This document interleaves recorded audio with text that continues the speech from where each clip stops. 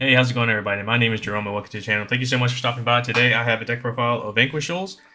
This is a deck that I've been wanting to play for quite a bit, and I finally was able to get my hands on it. I pushed it back for a while because basically I was trying to get ready for Nats, and so I didn't want to pick up a new deck that I had no idea how to play it and stuff like that. So I waited until after Nats to finally get it, and I'm super excited to be sharing my build with you guys.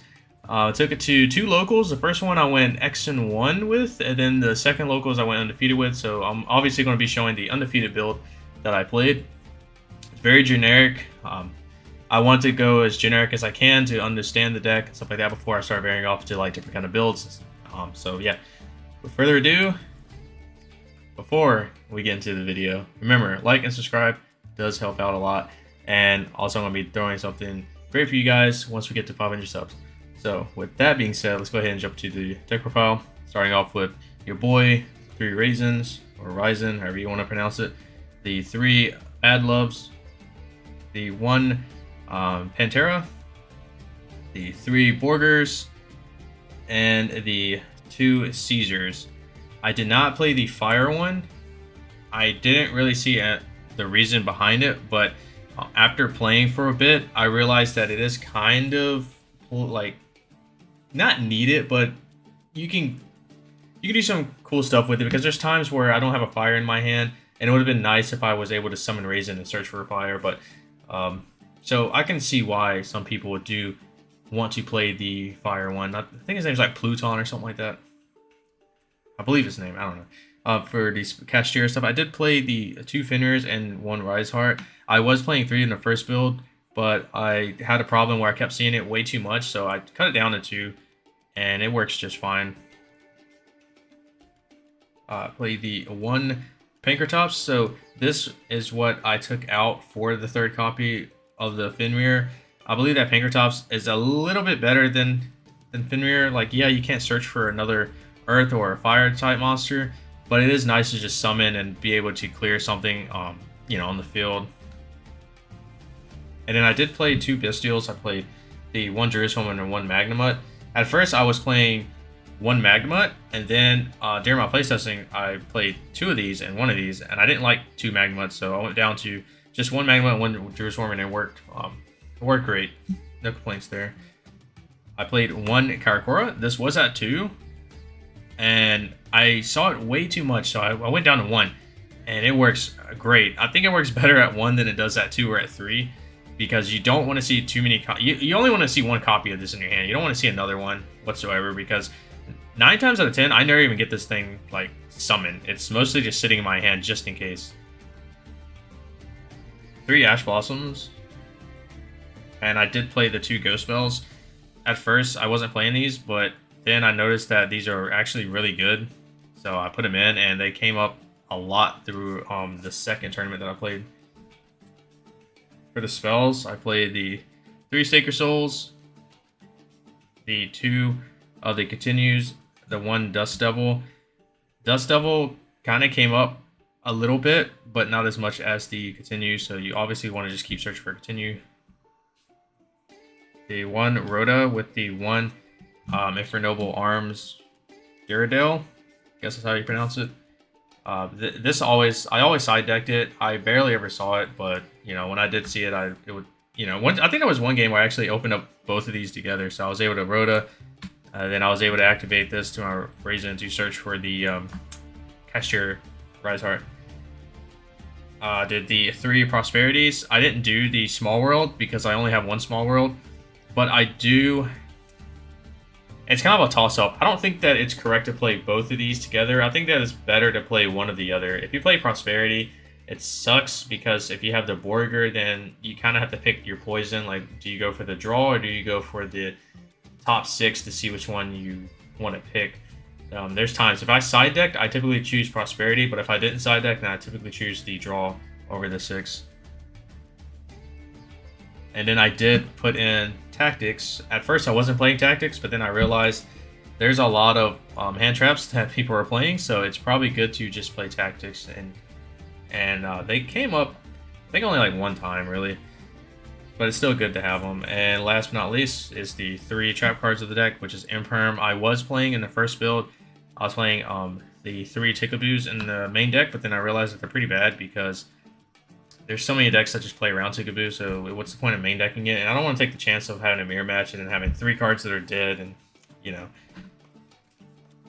Extra deck, have the 3 rocks, obviously. I played the 1 Link Rebo, just in case if I get Ibleed. Did the Nightmare package. I did not play Unicorn, I only played these 2. Unicorn, maybe put it in because I do see situations where it can come up. Play this. I think I summoned this one time, which was pretty cool. Other than that, I never really saw it. The 1 Goddess of the World, I summoned this quite a few times. It was enough. I think this card was good because a lot of people don't ever see this card coming, and this is a good way for me to get over like cards like Nor or just tower monsters in general. So, and then for the synchros, I played the Baron and the Chaos Angel. The Chaos Angel is just stupid good in this. I mean, being able to summon your Druid's Worm and then your Mad Love and synchro into the Chaos Angel to just, you know, obviously wipe a card off the field is pretty nice. Well, actually 2 cards at that point.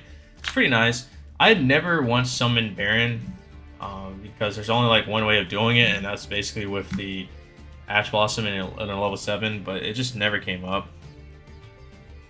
Maybe later on. I mean, there was times I could have did it more often, but I don't know. I just was like, I'll just keep the Ash Blossom in hand. I guess you could make it with something else too, with a Ghost Spell or something. But we got the for the XEs. I played the Roach because I don't have the. I think his name is Exton Knight. I don't have one of those. I didn't notice, so I just put in a Roach. Never came up. I played Baguska. This can come up, but I never made it. And then for the big rank 7s, obviously I played the Arise Heart and the Draco Sack. Never came up and never came up, but there is situations where they can, so I decided why not. You can play Big Eye, but I decided to go with the Pop just in case if someone wanted to skill drain me. That's the only reason why. And then the Zeus, obviously. You know, Zeus is Zeus. Never went into it. For the side deck, we starting off with the 3 Dark Ruler No Mores. At first, these were evenlies, but I found out that this deck has a difficult time trying to fight through a bunch of monster negates. And if you have evenly, typically they can just negate it with the monster effect. So why not just play Dark Rulers? Just go ahead and negate the monster effects and then try to break their board. I did the 1 Harpy Feather Duster.